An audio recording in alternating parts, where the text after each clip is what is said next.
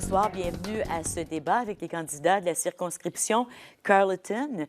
Je vous présente tout de suite les candidats qui ont accepté notre invitation. Donc, dans un premier temps, M. Pierre Poilievre du Parti conservateur, Mme Deborah Coyne du Parti vert et M. Chris Rogers du Parti libéral. Merci beaucoup d'avoir accepté notre invitation. Je vous souhaite un bon débat. Merci d'avoir pris le temps de venir dans nos studios. On sait que ce soir, c'est enregistré le 29 septembre. C'est une soirée très pluvieuse et malgré tout, vous avez du porte-à-porte à faire. Vous avez une campagne à mener. Donc, sans plus tarder, nous allons commencer la rencontre avec nos auditeurs avec votre message d'ouverture. Vous avez chacun 90 secondes pour vous adresser aux francophones de la région, en commençant par vous, M. Poilievre. Bonjour, mon nom est Pierre Poilievre, le député de Nepean Carleton. Et je suis fier de faire partie de l'équipe de Stephen Harper et notre Parti conservateur. En tant que gouvernement, nous avons équilibré le budget et réduit des impôts et des taxes pour nos familles, nos travailleurs et pour nos entreprises. C'est parce que nous avons équilibré notre budget. Nous sommes capables de vous aider à équilibrer les vôtres. Par exemple, nous avons créé et maintenant doublé les comptes d'épargne libres d'impôts. Nous avons créé le fractionnement de revenus pour les aînés et pour les familles. Nous avons réduit le TPS. Et maintenant, nous proposons de rétablir le crédit d'impôt pour les rénovations de la maison.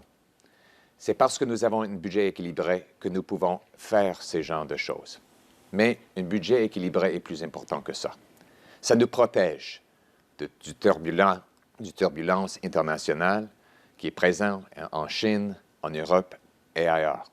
Tous les politiciens qui dépensent ce qu'on n'a pas vont devoir le retaxer plus tard avec intérêt.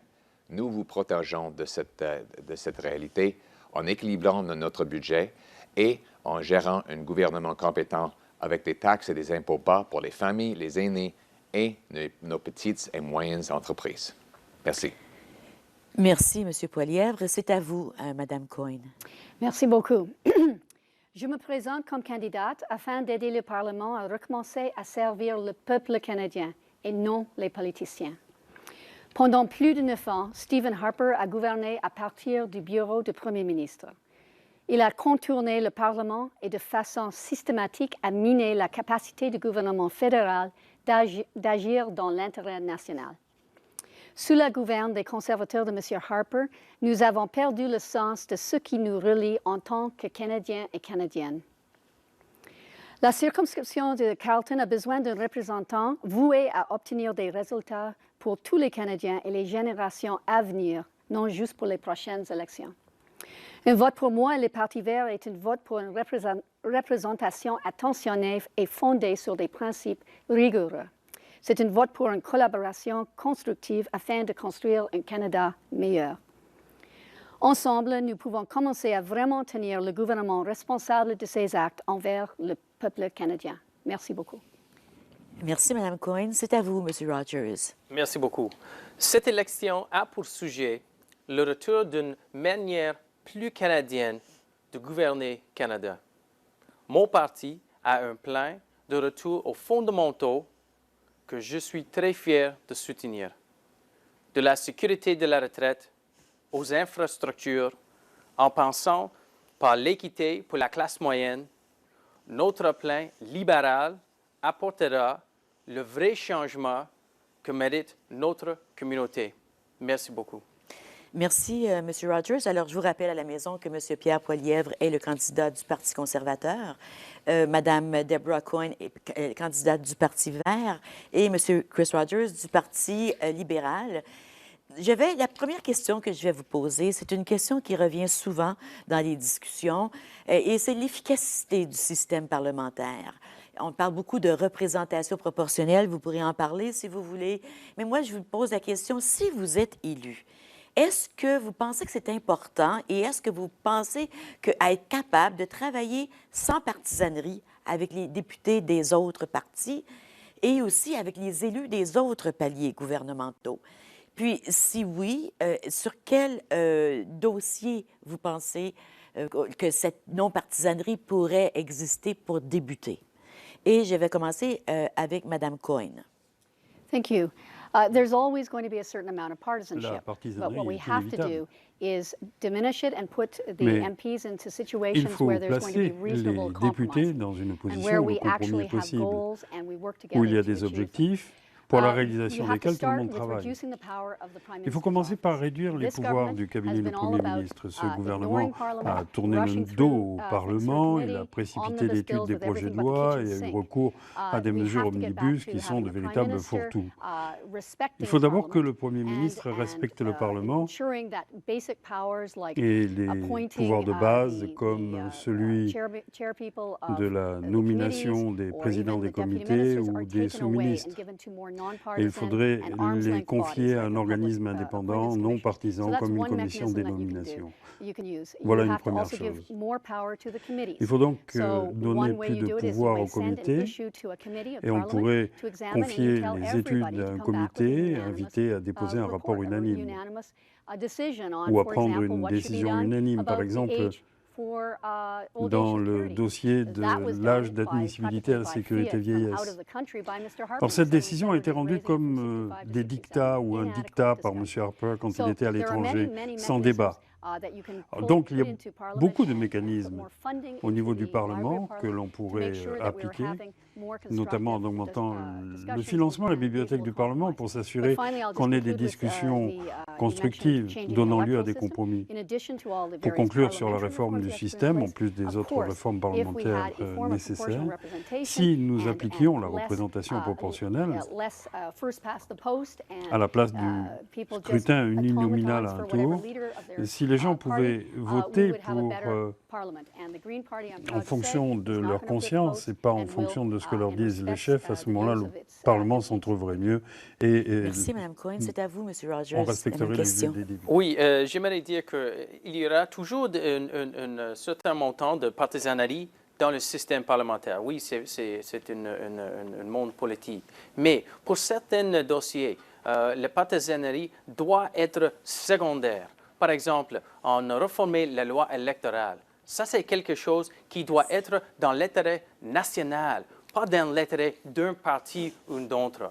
Ça, c'est la raison pour laquelle mon parti va travailler fort et d'une manière collaborative avec les autres partis et avec les autres organismes communautaires pour reformer le système électoral actuel et aussi nos autres institutions démocratiques. Merci, M. Rogers. M. Poilievre, c'est à vous. Ce qui compte, c'est les résultats. Les résultats pour les contribuables qui paient la facture. Comme député pour Nepean Carleton, j'ai réussi à travailler avec d'autres partis afin d'obtenir des résultats pour notre collectivité. Par exemple, avec un gouvernement libéral en Ontario et des politiciens de différentes allégeances municipaux qui on a travaillé ensemble pour concrétiser le pont Strandherd-Armstrong, aussi appelé le pont Vimy. Alors, mon rôle, c'était d'obtenir le financement fédéral à un tiers. Mais maintenant, nous avons ce pont extraordinaire qui lie les communautés de Barrhaven et Riverside South et qui en même temps réduit de façon remarquable la circulation amanotique. Alors, dans ces genres de choses, nous avons réussi à travailler ensemble afin d'obtenir des bons résultats pour notre communauté. Au niveau national, nous avons fait adopter la loi sur la réforme qui a effacé de nos lois électoraux le droit des chefs d'avoir un veto sur les candidats de leur parti. Depuis 1970, les chefs avaient le droit de veto empêchant un candidat de se présenter. C'était une menace qui donnait beaucoup de pouvoir, trop de pouvoir à nos chefs. C'était notre parti et notre chef qui ont fait adopter ce projet de loi avec tous les partis, en fait, et à la Chambre des communes. Et c'était une étape vers l'avant afin d'améliorer notre système de démocratie et de donner davantage de pouvoir à nos représentants. En fait, nous avons travaillé avec les autres partis quand nécessaire afin d'obtenir des résultats et je vais continuer de faire si je suis réélu. Merci. On peut ouvrir le débat. Madame Coyne, vous avez 1 minute si vous voulez ajouter ou refuter, ou sinon, M. Rogers, M. Poilievre. Allez-y. Poilievre talked about Poilievre infrastructure projects a that parlé de he's projets d'infrastructure been responsible for, et qu'il a this piloté, government has put in place. qui ont été lancés par son well, gouvernement. they are welcome. Et That is c'est the tout job à of fait the government. approprié. The problem is, C'est le rôle du gouvernement. too often, Mais le when problème, c'est projects are que being trop decided, souvent, it les becomes projets partisan. sont choisis sur une base So partisane. when Champlain Bridge Ainsi, in Montreal needs s'il repair, faut then réparer le something pont else has to go. Champlain Other cities are à saying, why Montréal, can't we have il faut it? renoncer à autre chose. Et il y a It's d'autres always going to be a villes qui problem pourraient se because we have demander such a pourquoi elles huge n'ont pas une partie de infrastructure l'argent. deficit. Et on a And un things should not énorme be in the déficit hands of, au plan des the infrastructures. politicians. And so this is why the Green Party Et c'est pour ça que le Parti trying to vert get est at favorable à l'idée finding innovative ways d'aller to get chercher the huge investments we're going to need. d'énormes So that, investissements for example, nécessaires aux we can infrastructures build the d'autres link to the façons. airport Nous here in pourrions, par Ottawa. exemple, We can bâtir la do liaison the vers links l'aéroport out to d'Ottawa, Canada before celle vers 2031, Canada, which is so vers far. Canada, So we le train want to look at léger avant innovative ways of 2031. finding the On pourrait trouver des revenues and façons doing it créatrices outside government d'aller and chercher le just financement hors using du the gouvernement borrowing power et d'utiliser of le the, pouvoir d'emprunt du federal gouvernement government to leverage funds into the many, pour many projects l'appliquer that au Ottawa financement des nombreux projets nécessaires à Ottawa. M. Rogers. J'aimerais dire juste que la question concerne la partisanerie Oui. au Parlement. Oui, les résultats comptent, mais dans une démocratie très bien établie comme le Canada, la manière dans laquelle on prend les décisions, il compte aussi. Parfois, il compte plus. Par exemple, avec la loi électorale, c'est beaucoup plus important d'avoir un processus avec beaucoup de transparence et d'inclusivité que d'avoir des résultats qui ne sont pas acceptables. Donc, vous mettez l'intérêt national avant les résultats. M. Poilievre, vous mettez les résultats. Quelle est la différence entre les deux? Est-ce qu'on s'entend quand on dit l'intérêt national? Est-ce que c'est la même chose pour tout le monde? C'est l'inverse, malheureusement. Mais Bien, je ne sais pas. Peut-être que oui, peut-être que non. Je dirais que les Monsieur résultats, Poilievre. je dirais que les résultats sont dans l'intérêt national. Quand je parle aux commettants, ils ne me disent pas qu'ils veulent davantage de réunions entre ce politicien et l'autre. Ils disent vouloir des résultats qui aident leur famille. Alors, nous avons livré ces résultats en tant que gouvernement. En tant que gouvernement, pendant la crise mondiale économique, nous avons réussi à protéger l'économie canadienne. Maintenant, avec l'énorme turbulence ailleurs au monde, nous travaillons avec tous les secteurs afin de faire la même chose. Mais nous avons équilibré le budget tout en réduisant des impôts pour les familles, les classes moyennes et les aînés. Et ces résultats sont dans l'intérêt de notre pays. C'est la raison pour laquelle nous avons le meilleur bilan d'emploi partout dans le G7. Alors, il faut continuer à travailler pour tous les Canadiens dans l'intérêt national. Merci, M. Poilievre. M. Rogers? Juste répéter que dans une démocratie, comment on prend les décisions contre? C'est primordial aux démocraties. Et aussi, nous sommes le seul pays au G7 qui sont encore dans une récession. Alors, je ne suis pas d'accord avec les autres commentaires. Alors, passons. Est-ce que ça va pour cette question? Vous vouliez ajouter quelque chose, Mme Coyne? Allez-y. It depends on how you define the national interest. Tout dépend de la définition qu'on donne à intérêt national. On ne peut pas choisir cela à sa guise. Il va dans l'intérêt national d'avoir les meilleures infrastructures possibles partout au Canada. Nous aimerions aussi que tout le monde ait du travail, mais qui dit intérêt national dit façon d'être créatif avec le seul gouvernement élu par tous les Canadiens. Sous le gouvernement de M. Poilievre, de M. Harper, l'intérêt national a semblé donner lieu à une paralysie du gouvernement qui ne réfléchit pas d'abord aux objectifs à réaliser pour se demander ensuite comment y parvenir, notamment en convainquant les Canadiens et en trouvant du financement. Or, cela pourrait allier des infrastructures aux réfugiés.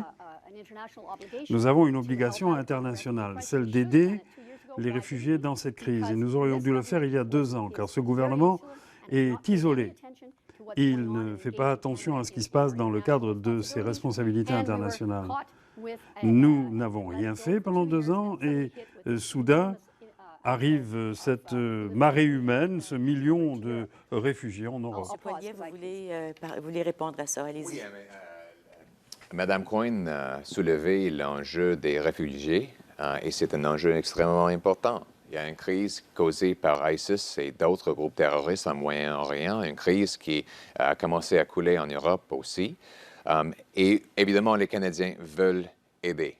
En même temps, il faut protéger notre sécurité. C'est la raison pour laquelle le Premier ministre a dit oui, on va permettre à 10 000 réfugiés syriens d'entrer au Canada, mais on va le faire avec un processus qui regarde chacun pour les risques sécuritaires, y compris, et pour nous assurer que nos propres intérêts sont protégés. Et je pense que c'est la position raisonnable, responsable. Et les autres partis disent vouloir, par exemple, les libéraux veulent inviter 25 000 personnes avant Noël. Mais oui, c'est une bonne motivation peut-être, mais ce n'est pas pratiquement faisable. Alors, il faut faire ce qu'on peut en protégeant notre propre sécurité et intérêts en même temps. C'est bien possible avec la volonté politique.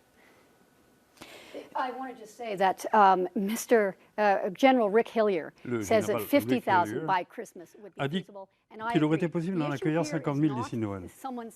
La question ici n'est pas de laisser rentrer qui que ce soit sans égard à la sécurité.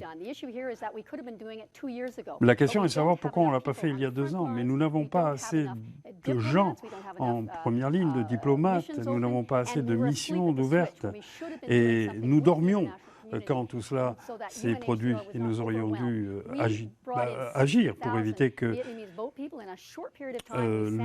les gens s'en remettre aux gens du HCR.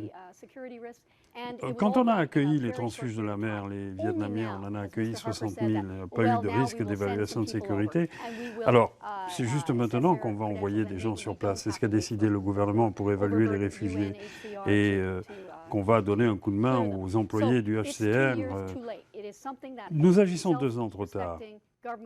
C'est quelque chose qu'un gouvernement digne de ce nom aurait dû faire. Dans les enjeux sociaux, parce que c'est un enjeu social, chaque circonscription a des enjeux sociaux. Il y a des grands enjeux sociaux partout.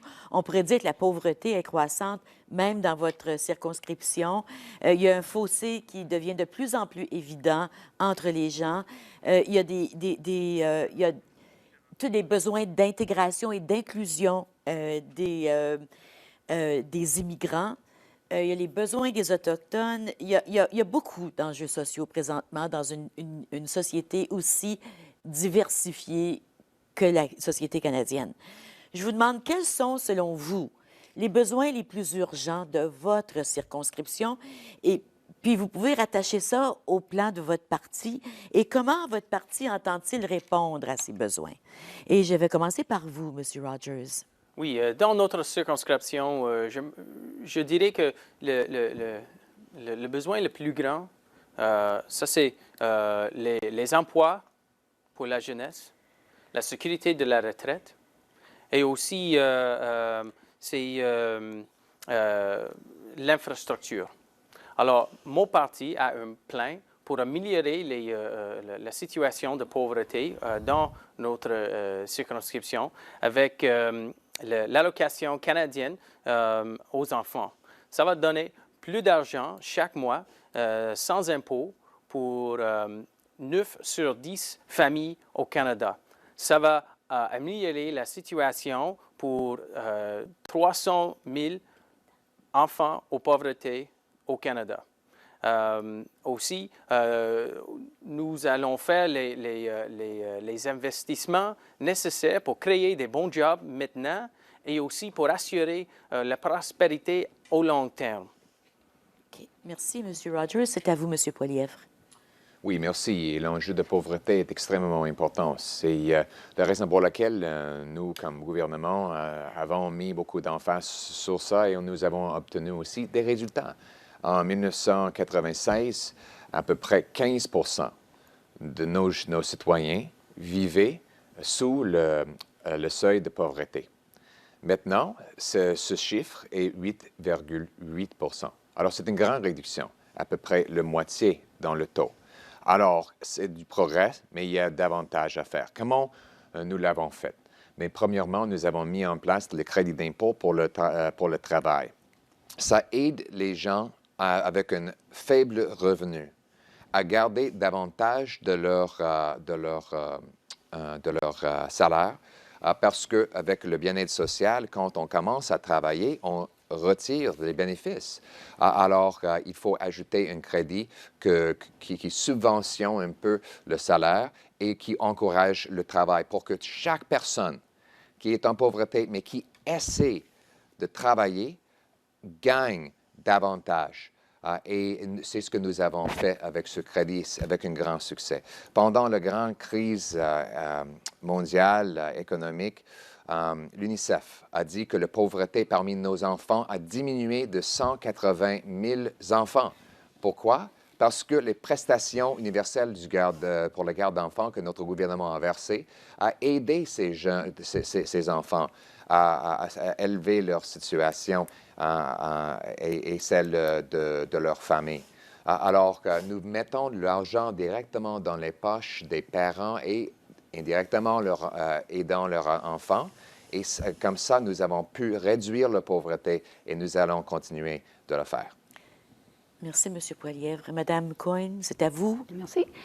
Carleton is a very diverse riding. It's urban, Carleton est une suburban, circonscription rural. très diversifiée. You can spout a lot of Il y a statistics. une partie You can say urbaine, this une number's partie going dans up or l'une comme down, partie campagne. but I On don't peut think that's sortir toutes les helpful. statistiques For que vous me, voulez. Je ne crois even pas the que ça va aider. discussion of having Pour moi, the même middle l'idée de class cibler la as classe a moyenne ne target sert à is rien not useful. si It's on not ne useful la to define définit it with pas a d'abord tax bracket or selon une whatever. fourchette We all d'imposition. aspire to be middle Nous class. aspirons tous Trouble à is, appartenir à la there's really classe only moyenne. two groups right Le now. problème, c'est There's qu'il n'y a this que deux groupes. huge group, Vous avez une énorme tranche d'employés à temps partiel, d'employés épisodiques, des personnes souffrant d'invalidité, un faible revenu avec peu de perspectives d'emploi et le groupe des bien nantis. Il y a beaucoup qui aspirent à appartenir à la classe moyenne. Et dans nos porte-à-porte, on se rend compte que beaucoup de gens connaissent d'autres qui sont au chômage. Alors que faire à cet égard? Eh bien, d'abord, il faut arrêter de verser la PUJ, c'est-à-dire la prestation universelle de garde d'enfants, dont M. Poilievre a parlé, aux gens qui n'en ont pas besoin, parce que ça ne permet pas d'améliorer les garderies. Et c'est énorme, 6 milliards de dollars en 2016. On pourrait utiliser cet argent ailleurs. Deuxièmement, il faut réinventer l'assurance emploi, qui n'est pas adaptée pour les gens, surtout pas pour les jeunes. Il faut opter pour des formations permanentes, pour une gestion du travail à temps partiel, ce qui ne correspond pas au bidouillage du gouvernement. Et enfin, il faut miser sur un revenu minimum garanti de substitution, soit un revenu annuel garanti. Cela veut dire qu'il faut rassembler tous les ordres de gouvernement, fédéral, provincial et municipal, pour regrouper les paiements de bien-être et faire en sorte que chaque Canadien puisse passer au travers des crises avec une insistance particulière sur les Autochtones. Bon, il commence à manquer de temps, mais voilà l'énorme défi à relever lors de la prochaine législature. Nous allons avoir une question tantôt. Je vais vous poser une question sur les peuples autochtones, mais là, j'aimerais continuer sur les enjeux sociaux. Monsieur Rogers, oui, sur les enjeux sociaux. Notre circonscription, oui, c'est très diverse et ce n'est pas seulement les enfants qui vivent dans la pauvreté, c'est aussi parfois les aînés. Alors ça, c'est la raison pour laquelle un gouvernement libéral va rétablir l'âge d'admissibilité pour la sécurité de vieillesse et aussi le supplément de revenus garanti de 67 à 65. Et aussi, on va donner plus d'argent sous le supplément de revenus garantis, aussi pour les aînés qui sont seuls et aussi de faibles revenus. Merci, M. Rogers. Vous pouvez répliquer, vous pouvez ajouter. Vous avez 1 minute. M. Poilievre. Il faut préciser, M. Rogers parle de notre système de supplément garanti pour les aînés. Nous avons décidé, comme presque tous les autres pays contemporains, d'augmenter progressivement dans la décennie prochaine l'âge de retraite de 65 à 67 ans. Et ça va arriver dans à peu près 7 à 10 ans. Si vous êtes déjà retraité, ça ne va pas vous toucher. Ça ne va avoir aucun impact. Si vous êtes presque retraité, encore, vous allez remarquer aucune différence parce que ça ne s'applique pas à vous. Ça va appliquer à les jeunes pour l'avenir, mais c'est la réalité que nous vivons plus longtemps. Il y a plus de personnes âgées qui vont commencer à prendre leur retraite dans quelques années. Et pour supporter notre système, il va falloir faire un petit changement très progressivement dans une décennie pour assurer notre système. Madame Coyne? There could be validity to raising Bon, il est the age peut-être from raisonnable 65 to d'augmenter l'âge de la 67. retraite de However, 65 à this is 67 ans, precisely mais what's wrong with cette the way this décision government has montre bien governed. It did not la do it façon in a regrettable dont ce consultative manner. It gouvernement did not do gouverne, it sans through Parliament with consulter, lots sans of collaborer input avec le from Parlement, especially sans the sonder provinces les when people cannot afford provinces. to live after 65, Parce qu'après or- 67 ans, toute personne qui ne parviendra their pas only income until à s'en 67, sortir where do they go? They end up on the se welfare rolls retrouvera à of the l'aide provinces, sociale, and the provincial budgets go ce up. qui pèsera So sur les budgets this is provinciaux. precisely the kind of Alors voilà policy le genre which de politique requires much more qui input at the exige parliamentary level une plus grande and participation requires du Parlement, a collaboration with ainsi the que la provinces. collaboration des Now, I'm provinces. proud to say the Green Party Je suis has fier de supported dire que le the Parti proposal vert a that we should proposé la implement a création Council of Canadian Governments, d'un Conseil des something gouvernements du Australia Canada, has, where it brings comme all en the governments Australie, together, où tous les ordres representatives de of gouvernement municipalities siègent and à une même table, y compris les indigenous municipalités et les peuples leadership. And we autochtones. start looking at Alors on these y kind of examinerait broad issues. One les of them grandes would be questions retirement, comme l'épargne savings and retraite retirement, et plans. les And régimes de that's the retraite. kind of collaboration, Voilà le genre we de need to collaboration undertake, and the qu'il federal faut, government has to be et le gouvernement fédéral doit être un leader dans ce dossier. Merci, Mme Coyne. Monsieur Rogers, est-ce que vous vouliez ajouter? J'aimerais revenir sur ce que Mme Coyne vient de dire. Est-ce que c'est quelque chose qui pourrait être intéressant pour votre parti d'avoir un conseil des différents paliers gouvernementaux? Monsieur Poilievre, vous vouliez parler là-dessus? Surtout sur les questions des personnes âgées, je pense Oui. qu'on devrait travailler ensemble avec tous les niveaux de gouvernement. Bien évidemment, nous partageons ces compétences, mais sur la sécurité de la retraite, nous avons aussi créé les comptes d'épargne libres d'impôts. Et nous avons vu dans les statistiques livrées par Statistique Canada que 60% des gens qui ont maximisé leur compte d'épargne libre d'impôts gagnent moins de 60 000 par année. On parle des aînés qui viennent de vendre leur maison pour avoir un plus petit appartement ou qui ont hérité de l'argent, qui cherchent une façon de mettre cet argent à côté sans le coût de taxes et d'impôts. Il y a plus de 13 millions Canadiens ayant des comptes d'épargne libres d'impôts depuis que le gouvernement conservateur l'a créé. C'est surtout les aînés. Et ils utilisent ça afin de supporter leur retraite. Nous avons augmenté le montant à 10 000 pour que les gens puissent mettre à côté davantage. Et on voit aussi que les autres partis veulent retirer ce bénéfice qui a énormément réussi pour nos aînés. Et c'est malheureux. Nous avons comme gouvernement aussi créé le fractionnement de revenus pour les aînés et pour les familles, en fait. Et ça aide énormément les retraités à payer le coût de leurs factures. Je rencontre tous les jours les retraités qui partagent maintenant leurs revenus. C'est quelque chose qui n'était pas possible avant le premier ministre Harper parce que c'était une coupe d'impôts que le gouvernement conservateur a créée et qui a très bien réussi afin d'aider nos aînés et maintenant aussi à nos familles qui ont exactement le même droit d'épargner et d'économiser à cause de cette réduction d'impôts. Merci, M. Poilievre. Vous venez de profiter d'un 2 minutes de plateforme auquel vous n'aviez pas droit. Mais ça va, vous avez été brillant, vous en avez profité. Donc, je donne la chance aux autres, si vous voulez aussi, parce que M. Poilievre a parlé de toutes les initiatives qui ont été faites pour aider aux personnes âgées. Je ne sais pas si vous voulez enchérir là-dessus, mais monsieur, je vous donne le temps dire que le Parti libéral va protéger le fractionnement de revenus de retraite. Ça, c'est un fait. Okay. Mais le vrai point ici est que le gouvernement actuel, le gouvernement conservateur, a dit aux aînés qui ont travaillé fort pendant beaucoup de décennies, qu'ils doivent travailler 2 ans de plus avant de prendre leur retraite. Ça, ce n'est pas juste. Pas pour le Parti libéral, ce n'est pas juste. Et on va corriger ça. Bon, alors, je pense qu'on a fait le point là-dessus. Si vous voulez, on va passer à une question sur la francophonie, ce qui nous intéresse beaucoup. Bien sûr, on aimerait savoir si vous êtes d'accord avec la dualité linguistique à travers le Canada et non pas seulement le Québec et le restant du Canada. Puis, la question porte sur la loi sur les langues officielles et la responsabilité du gouvernement fédéral d'appuyer la vivacité des communautés francophones qui vivent partout à travers le Canada. Et cette responsabilité s'étend à tous les domaines pour lesquels le gouvernement est responsable. Notre question a 2 volets.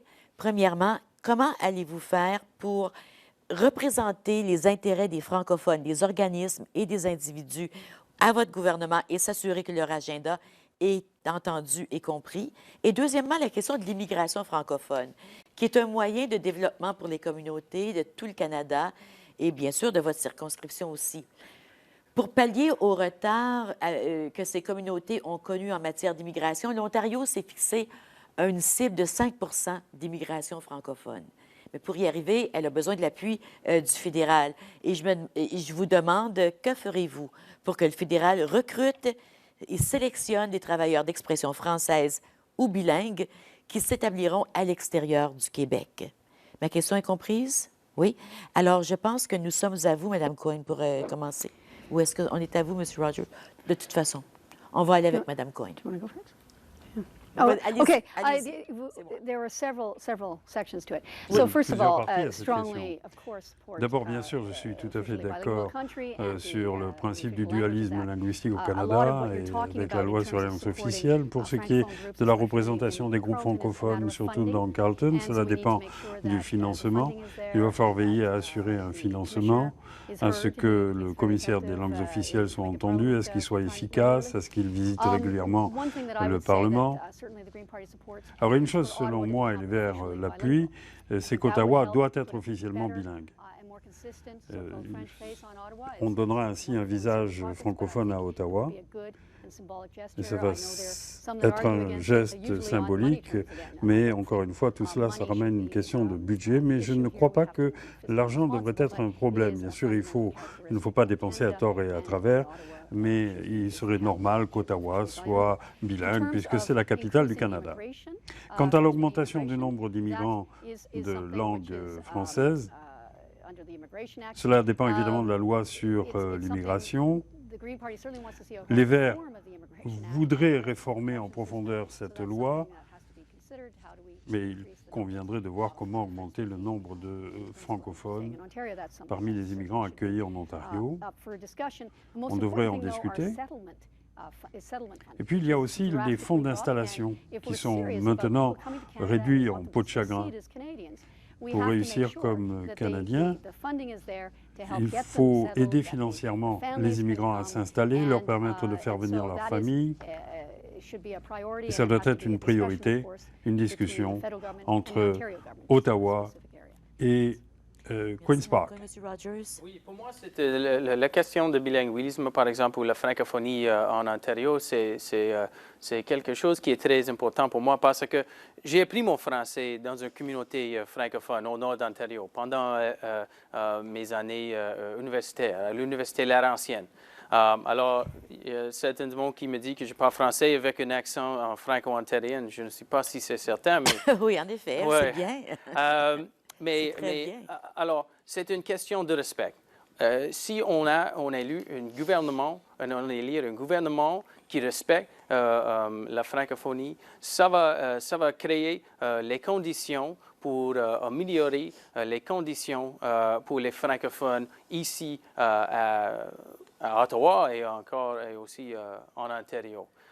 Sur la question d'immigration, encore, c'est une question d'avoir une bonne relation avec les provinces. Le gouvernement fédéral doit cultiver les bonnes relations, les bons liens avec les autres gouvernements au Canada. si on insulte les premiers ministres de province ou on collabore avec les autres gouvernements, on ne peut pas avoir de bon succès pour n'importe quel programme, par exemple l'immigration. Merci, M. Rogers. M. Poilievre. Oui, moi j'ai appris mon français quand j'étais très jeune. Mon père est francophone, son père est francophone. Son père est venu directement de la France au Canada. Ça fait 100 ans. Alors la francophonie me tient énormément à cœur. Nous avons mis, je pense que la question était liée aussi à notre système d'immigration et le but d'avoir davantage d'immigrants venant des pays francophones, quelque chose que j'appuie. Avec le tremblement de terre en Haïti, notre gouvernement conservateur a travaillé afin d'attirer des gens qui étaient en besoin et qui avaient besoin de chercher un autre chez eux. Et nous leur avons donné cette chez eux ici au Canada. Je pense que j'ai eu le plaisir de rencontrer une jeune dame monoparentale qui travaille comme soudeuse à Québec maintenant et elle gagne un très bon salaire en supportant sa famille. Et elle est venue ici sans rien, mais notre système de formation pour les jeunes apprentis lui avait donné la chance de réussir comme ça. Autre chose, sur la question d'immigration. Nous avons établi la nécessité qu'un immigrant qui obtient la citoyenneté canadienne doit ou bien parler français ou bien parler anglais. C'est parce que notre recherche montre que l'indicateur le plus sûr du succès au Canada, c'est la capacité de s'exprimer dans l'une des deux langues officielles. Alors, en donnant les outils à nos immigrants d'apprendre l'une des deux langues, on leur donne la capacité de communiquer et d'obtenir un emploi pour qu'ils contribuent à la richesse de notre économie, en même temps qu'ils bâtissent une maison, chez eux ici au Canada. Merci, M. Poilievre. Il y a une partie de la question à laquelle vous n'avez pas répondu personne. Vous avez tous touché la question de l'immigration, c'est bien, mais est-ce que vous avez déjà réfléchi à un mécanisme par lequel les francophones sur le terrain pourraient acheminer leurs problèmes? On sait qu'il y a le commissaire aux langues officielles, mais ce n'est pas tout le monde qui va aller voir le commissaire aux langues officielles à tous les jours. Mais si un centre culturel veut développer un nouveau programme ou si un groupe de parents veut développer une nouvelle activité, un camp d'été ou quelque chose, est-ce que vous avez déjà pensé à une façon pour les francophones d'acheminer leur message au bon ministère? Peut-être que non, peut-être que oui, mais j'ouvre le débat là-dessus. Parce que c'est une problématique pour les francophones à l'extérieur du Québec. Comment les francophones acheminent-ils leur message, leur demande pour que ça tombe dans le bon ministère? Il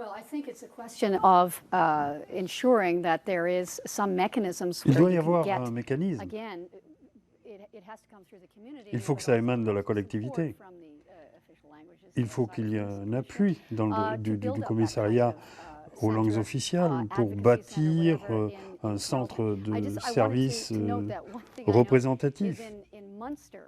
À Munster, où se trouve notre cabinet, il y a une adorable petite école qui est vide. C'est incroyable. Tous les parents veulent envoyer leurs enfants en immersion française à Richmond. Alors voilà une proposition. Puisque la demande d'immersion en français est là et qu'il y a une école, pourquoi est-ce qu'un gouvernement responsable, logique, un gouvernement de l'Ontario, ne pourrait pas trouver une solution? Alors voilà peut-être un exemple où un groupe militant pourrait prendre une décision sensée et aider la francophonie. Merci, Mme Cohen. Monsieur Rogers, est-ce que vous avez quelque chose à dire sur le sujet? Oui, pendant que j'ai fait mon bac en éducation, j'ai fait mon stage à Munster Elementary en réalité. Mais un gouvernement libéral va investir aussi 2 000 millions de dollars dans l'infrastructure sociale. Mais ça va donner la stabilité aux municipalités et provinces pour 10 ans. Alors, ça va créer une situation où, s'il y a un besoin, s'il il voit un besoin pour quelque chose comme ça va peut-être être une possibilité. Merci, M. Rogers. M. Poilievre. La porte est toujours ouverte et je pense que tous les députés doivent accueillir les communautés linguistiques en situation minoritaire de venir nous voir s'il y a une lacune. S'il y a une lacune dans notre système et dans les services que nous fournissons, venez nous voir et nous informer pour qu'on puisse contacter nos ministères et corriger la situation. Nous menons au gouvernement qui est consacré à livrer nos services gouvernementaux dans une façon bilingue partout au pays. Et alors, donnez-nous votre feedback pour qu'on puisse vous servir de façon meilleure. Merci, M. Poilievre. Est-ce qu'il y a d'autres choses que vous vouliez ajouter sur la question? Non? Alors, si vous voulez, on va passer à la question qui est surnommée économie, mais c'est plus la question de la fonction publique. Alors, selon le Conseil du Trésor, au-delà de 25 000 postes ont été coupés au sein de la fonction publique depuis 2010. C'est 5 000 de plus que ce qui était prévu dans le budget de 2012. La région de la Capitale-Nationale a été étroitement touchée par sa mise à pied. On va passer la question des banques alimentaires, là, parce que c'est sûr qu'il y a de plus en plus de demandes dans les banques alimentaires, mais ce n'est pas nécessairement à cause des fonctionnaires qui ont perdu leur emploi, mais on sait qu'il y a qu'un gros impact qui se fait sentir sur la vie des familles, sur leur voisinage, sur leur environnement. Comment le gouvernement peut-il faire face à cette situation qui est présente parmi nous? Et c'est à vous, M. Rogers, de répondre. Merci. Le gouvernement fédéral doit faire partie de la solution. Aussi, ça, c'est la raison pour laquelle, comme j'ai dit, on va investir 20 milliards de dollars dans l'infrastructure sociale. Ça va en partie créer de logements abordables. Ça va être une partie très importante pour trouver une solution pour beaucoup de monde qui habite en pauvreté dans notre communauté. Merci, M. Rogers. M. Poilievre. Oui, la meilleure sécurité pour notre fonction publique, c'est un budget équilibré. Pourquoi? Quand il y a des grands déficits, que les gouvernements entrent dedans de façon délibérée, quand il y a des grands déficits, quelques années plus tard, le gouvernement va devoir chercher les économies. C'est ce qui est arrivé dans les années 90, quand les libéraux avaient un énorme déficit d'à peu près 40 milliards de dollars, et ils ont coupé des dizaines de milliers d'emplois afin de traiter la crise devant eux. Alors, maintenant, nous avons des bonnes finances fédérales et ça nous permet d'assurer de rendre notre fonction publique soutenable. Oui, il y a eu des décisions difficiles à prendre. Évidemment, tous les pays au monde avaient ces mêmes décisions à cause de la crise financière qu'on a tous vécue comme pays. Mais maintenant, après avoir pris ces décisions et fait des sacrifices, on devrait garder notre budget équilibré afin de protéger notre fonction publique parce que nous avons les meilleurs fonctionnaires au monde. Et en les gardant et en les continuer en appuyant, on va pouvoir servir les Canadiens et notre intérêt national. Les bonnes finances, ça veut dire une bonne fonction publique. Merci, M. Poilievre. C'est à vous, Mme Cohen.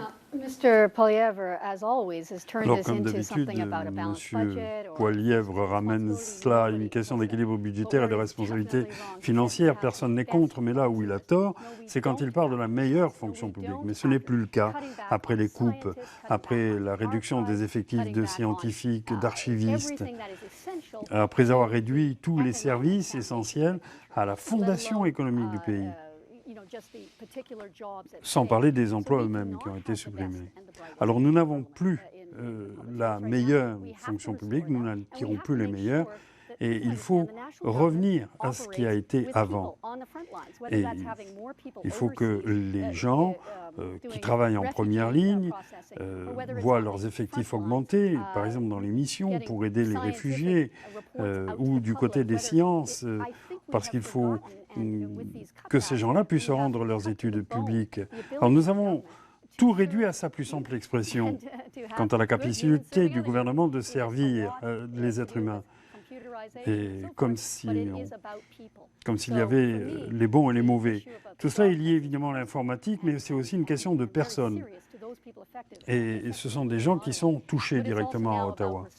Et puis il faut restaurer donc la fonction publique, qui était la meilleure au monde, de manière financièrement responsable, mais il faut remettre sur pied les services de bibliothèque, la recherche scientifique, tout ce qu'il faut pour s'assurer que les fondements économiques de notre société sont solides et que le filet de sécurité est redéployé.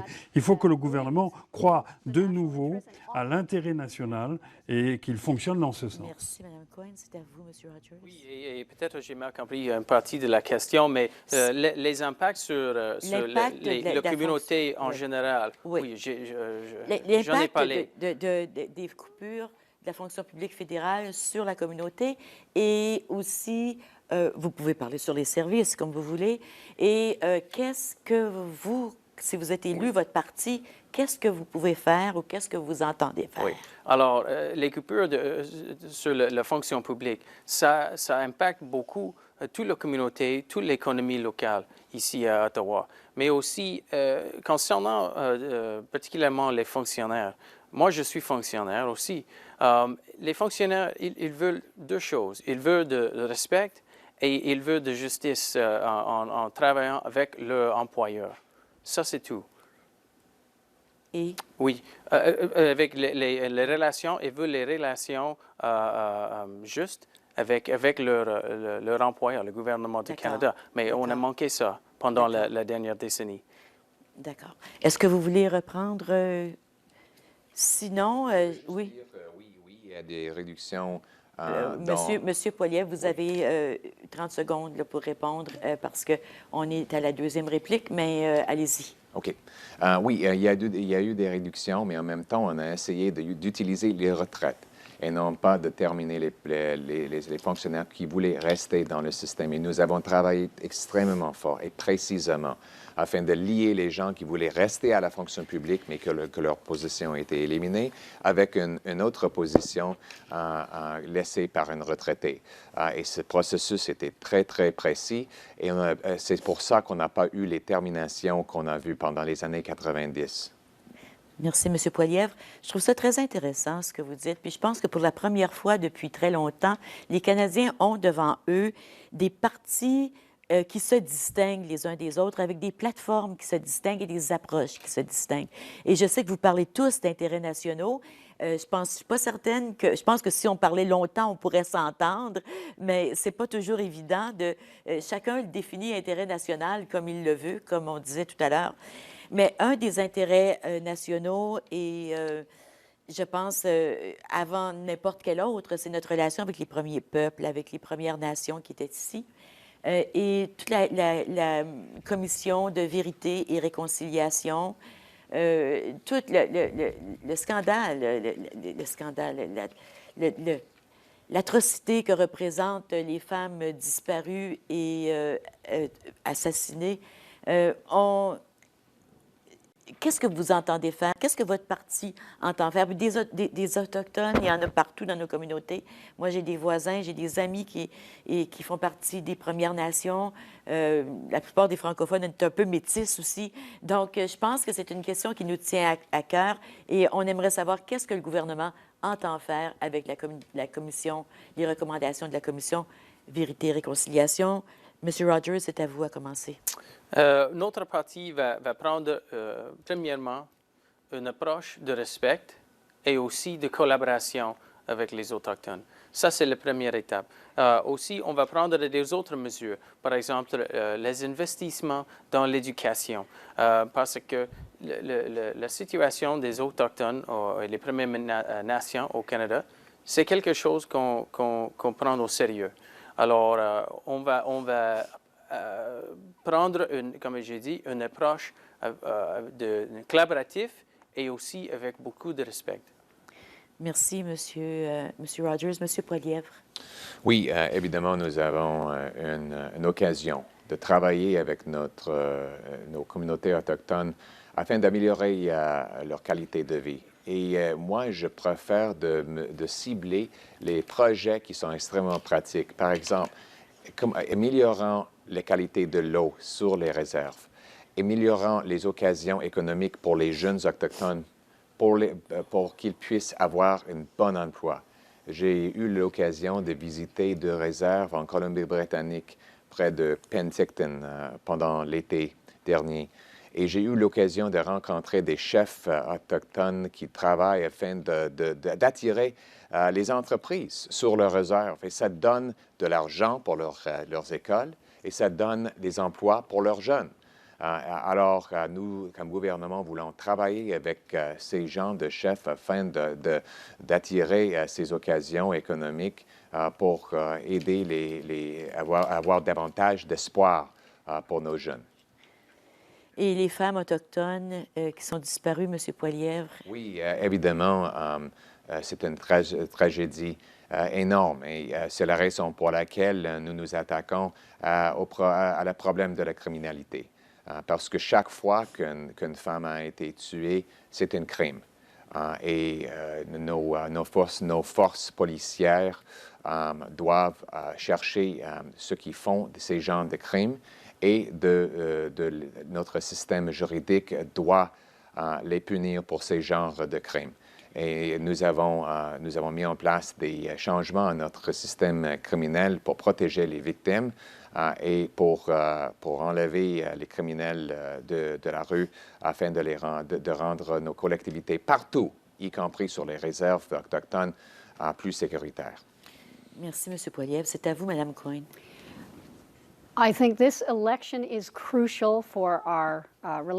Ces élections seront déterminantes en ce qui concerne nos relations avec les peuples autochtones. Souvenons-nous d'Adelmont.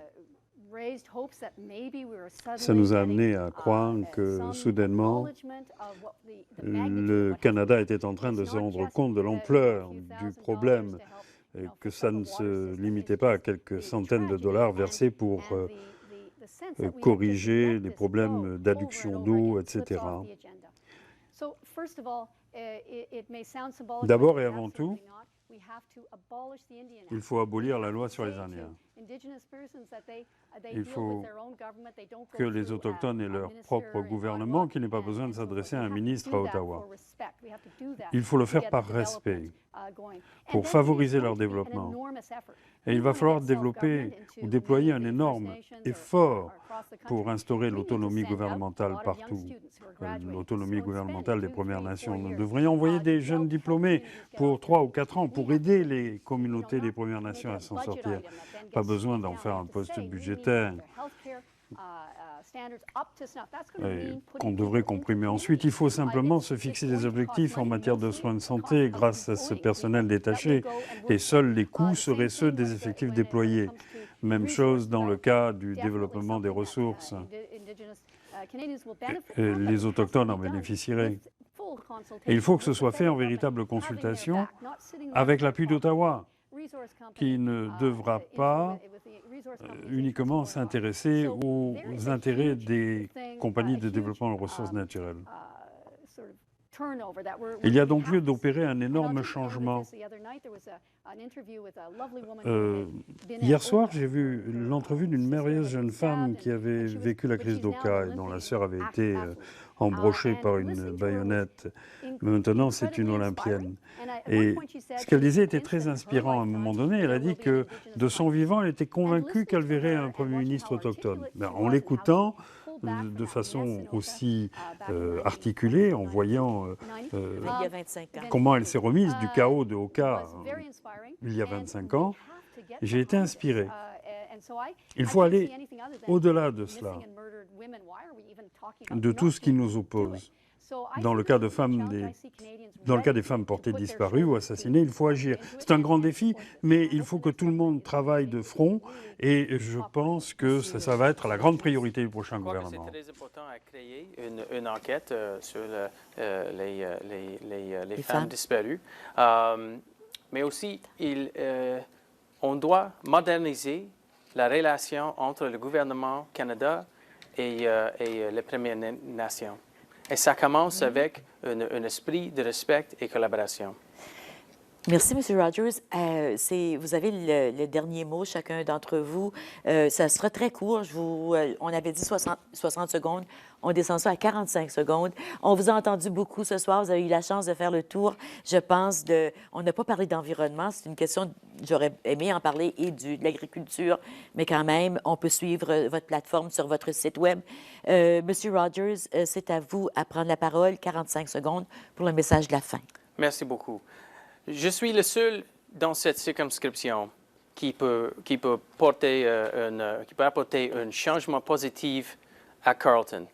Alors, si vous voulez un changement comme ça, s'il vous plaît, votez Chris Rogers le 19 octobre. Merci beaucoup. Merci, M. Rogers. Madame Coyne, vous avez, vous aussi, 45 secondes. C'est pas beaucoup, hein? Non, c'est vrai. Au cœur de cette élection est le besoin de remettre le Parlement au service des citoyens et non au service des politiciens. Nous devons tous travailler ensemble pour un Canada meilleur et une démocratie saine. Nous devons tous travailler ensemble afin d'assurer que l'argent et la peur, la manipulation et les interprétations partisanes cessent de dominer notre politique. Nous pouvons et devons faire mieux. Un vote pour moi et le Parti vert est un vote pour une représentation attentionnée, fondée sur des principes rigoureux. Et je demande votre appui le 19 octobre pour rebâtir un Canada qui travaille ensemble. Merci, Mme Coyne. C'est à vous, M. Poilievre. Merci. La question dans cette élection, c'est qui est capable de protéger notre économie contre les turbulences internationales. Nous avons un plan qui équilibre le budget aujourd'hui et demain, qui réduit les impôts pour les aînés, les familles et les petites et moyennes entreprises, et qui protège notre pays des risques à notre sécurité, comme le terrorisme et ISIS. Et nous allons continuer à faire ce genre d'approche pour protéger notre économie et pour protéger notre pays. Merci. Merci beaucoup. Alors, je vous rappelle que les candidats de Carleton qui ont participé à notre débat et qu'on remercie beaucoup sont M. Pierre Poilievre du Parti conservateur, Mme Deborah Coyne du Parti vert et M. Chris Rogers du Parti libéral. Bien sûr, la chose la plus importante, c'est de s'informer et c'est de voter le 19 octobre. Si vous ne voulez pas attendre au 19 octobre, vous pouvez voter tout de suite dans les bureaux d'Élections Canada qui sont ouverts un peu partout. Allez sur le site d'Élections Canada, élections avec un S.ca, et vous allez trouver le site. Il est très bien fait, beaucoup d'informations. Merci beaucoup à vous trois. Merci à vous aussi d'avoir été avec nous. Et n'oubliez pas, il faut voter le 19 octobre.